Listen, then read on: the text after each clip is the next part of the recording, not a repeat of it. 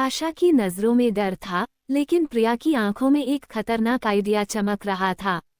वह धीरे से आशा के पास बैठी और उसके नर्म गालों पर हाथ फेरते हुए बोली, प्रिया, तुम्हें लगता है बस इतने से ही सबक पूरा हो गया?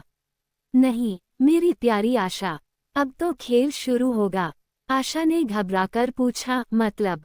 प्रिया ने शैतानी मुस्कान के साथ जवाब दिया, तुम्हें असली औरत होने का एहसास करवाना जो है। फायर, अब सो जाओ। नेक्स्ट डे आशा अपने नए कमरे में खड़ी थी, आईने में अपने परफेक्ट मेकअप, टाइट टॉप और शॉर्ट स्कर्ट को देखकर सिहर रही थी।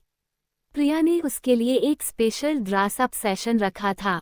प्रिया, चेहरे पर शैतानी मुस्कान लिए, चलो आशा, आज तुम्हें लड़की होने का पूरा मजा समझाऊंगी। ऑब्जेक्टिफिकेशन का दर्द। प्रिया ने आशा को एक क्रूड पार्टी में ले गई, जहां लड़के उसे आइटम की तरह घूर रहे थे। एक लड़का उसकी तरफ बढ़ा और उसके बालों में हाथ डालते हुए बोला, कितनी सॉफ्ट स्किन है, क्या चेहरा है। आशा की सांसें तेज हो गईं। पहली बार उसे महसूस हुआ कि जब कोई तुम्हें चीज समझे तो कैसे लगता है। मेकअप सेशन का क्रूर खेल। प्रिया ने आशा को हाई हील्स पहनने को दिए और बोली, अब चलो मॉल घूमने। लेकिन हाँ, इन्हीं हील्स में 2 घंटे बाद आशा के पैरों में छाले पड़ गए। लेकिन प्रिया ने उसे औरतें सुंदर दिखने के लिए दर्द झेलती हैं याद दिलाया। घर आकर प्रिया ने बोला, अब असली टेस्ट, वो भीषण रात। रात को प्रिया ने आशा को एक डार्क रूम में लॉक कर दिया और बोली, आज रात तुम्हें वो डर महसूस होगा जो हर लड़की को अकेले चलते हुए होता है। कमरे में अंधेरा था, दीवार पर मैं तुम्हें देख रहा हूँ लिखा हुआ था। आशा रो पड़ी। सुबह प्रिया ने दरवाजा खोला और बोली, अब समझ आया, ये वो दर्द है जो तुम हर लड़की को देते थे। अगर तुम सच में बदलना चाहती हो तो कल से तुम्हें आशा बनकर जीना होगा, वरना यही तुम्हारी असली पहचान बन जाएगी। आशा फर्श पर गिरकर रोने लगी। मैं सच में बदल जाऊंगी प्रिया, मुझे माफ कर दो। प्रिया मुस्कुराकर बोलते हैं, अब तुम सिर्फ आशा हो और आशा ही बनी रहोगी। तुम्हारी नई जिंदगी पर मेरी बहन बनकर रहो। प्रिया, आशा रानी, अब तुम समझ चुकी हो कि एक औरत होना क्या होता है। लेकिन अब तुम्हें ये भी समझना होगा कि एक औरत को एक मर्द की जरूरत होती है। आशा की सांसें तेज हो गईं। उसने डरते हुए पूछा, मतलब? प्रिया ने शांत स्वर में कहा, मैंने शादी का फैसला किया है।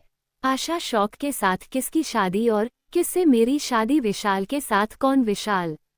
आशा ने पूछा।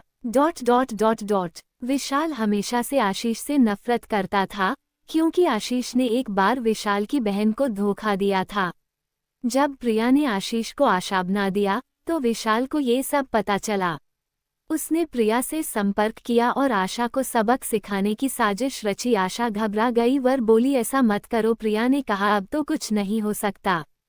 कुछ दिन पहले प्रिया ने विशाल से कहा, तुम मुझसे शादी करो और हम आशा को उसकी ही दुनिया में बदल देंगे। विशाल मान गया, क्योंकि उसे भी आशीष से बदला लेना था।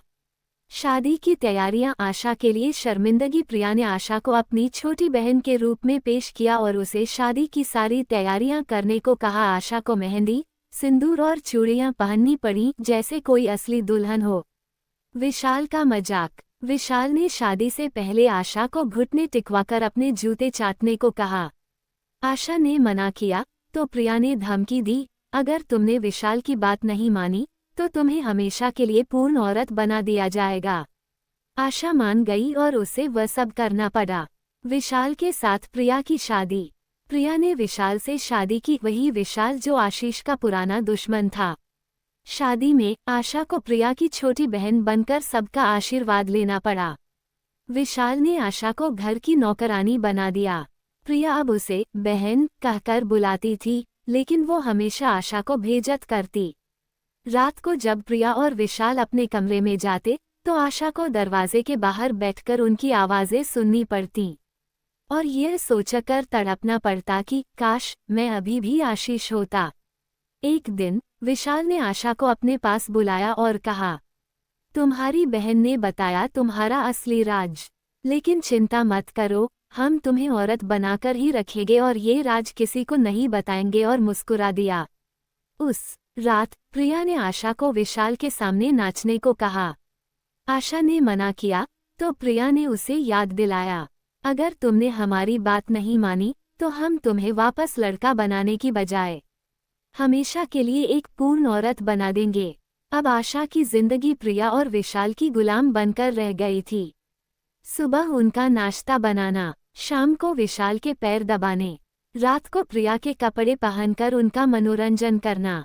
विशाल ने एक रात प्रिया से कहा, अब हमें आशा को सच में पूर्ण औरत बना देना चाहिए। प्रिया ने मुस्कुराकर कहा, हाँ वैसे भी कुछ काम का नहीं है, और दोनों रोमांस करने लगे। अगले दिन प्रिया ने एक डॉक्टर को बुलाया जिसने आशा को हार्मोन दिए जो पिछले हार्मोन्स से ज़्यादा स्ट्रॉन्ग इंजेक्शन दिए, जिससे इंजेक्शन उसकी आवाज़ और भी पतली हो गई। अब वो 100% महिला जैसी लगती थी। इंजेक्शन उसके कूल्हे गोल हो गए, स्तन और भी भरे गए। इंजेक्शन उसका पुरुष अंग अब पूरी तरह बेकार हो चुका था, जिसको ऑपरेशन से महिला अंग में बदल दिया था।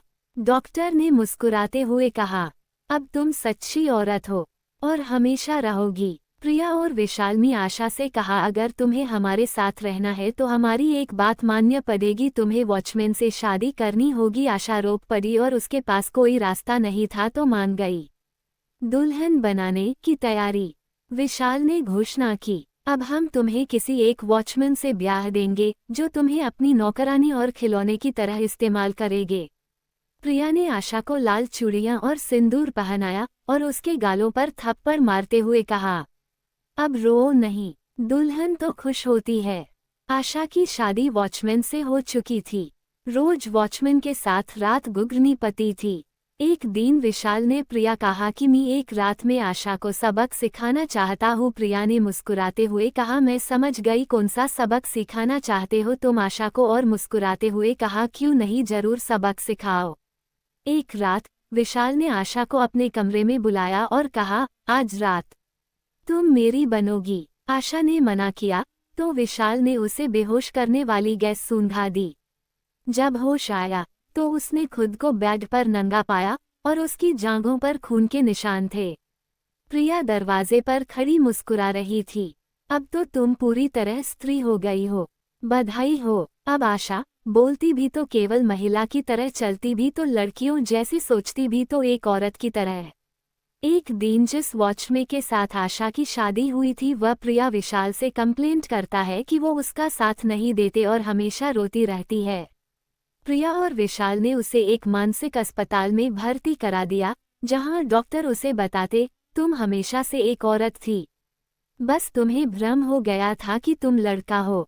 मानसिक अस्पताल से लौटने के बाद आशा ने अपने नए जीवन को पूरी तरह से अपना लिया था। वो अब पूरी तरह से आशा बन चुकी थी, शरीर से, मन से और आत्मा से। वॉचमैन के साथ नया जीवन।